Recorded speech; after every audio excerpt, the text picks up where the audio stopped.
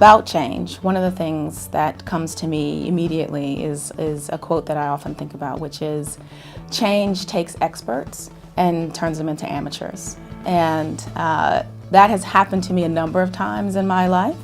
And I think the one thing that comes to me and speaks to me in that is the need to be adaptable, to be willing to learn, and actually to be okay with being an amateur a few times in your life, because it's in those moments that you grow the most.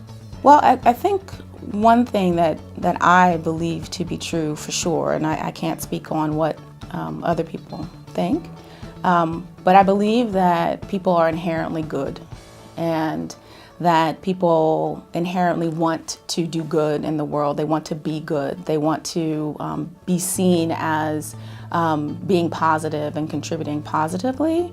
And any aberration from that is either socialized or learned, or is quite frankly a departure from the true human spirit. There are lots of challenges that we're faced with today. I think the largest one for me is structural inequality.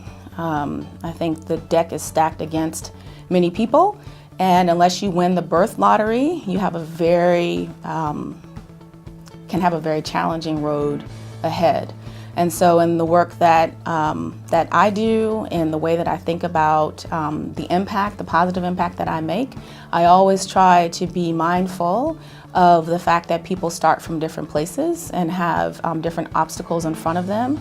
And as much as I can, I try to level the playing field and maybe even give individuals who didn't win the lottery, a bit more of a chance because they need it. There are two tracks really that are sort of in some ways inextricably linked. There's like the professional track, which is, so you have obstacles along the way there, and then there's your personal life, and there are obstacles that come up in your personal life.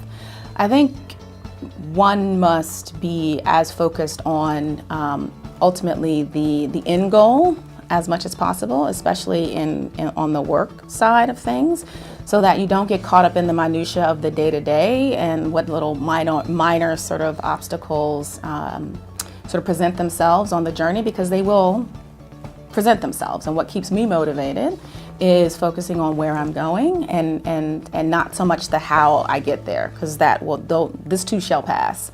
I think on the personal side, relying on family and friends, and we had a very challenging birth of my first daughter, and that process was hard.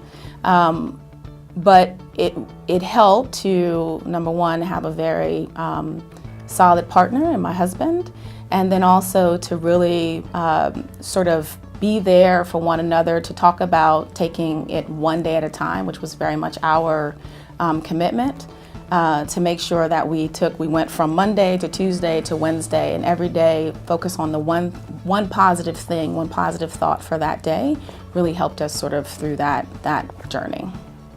So when it comes to fear, I try not to dwell on it. I breathe and move forward. I mean, there are always going to be things in your life that scare you, if you're lucky, right? And I think actually that's how you really get to know what you're made of and what you're capable of.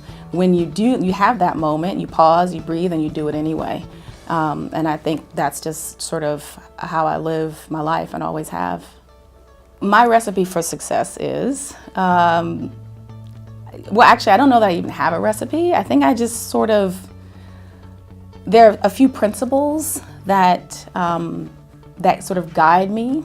And as long as I am true to those principles and those values, then I feel like I am successful. So being authentic, wanting to have a sort of impact, positive impact on the world. If what I am doing in my personal life and my work life sort of speaks to those things, I feel successful.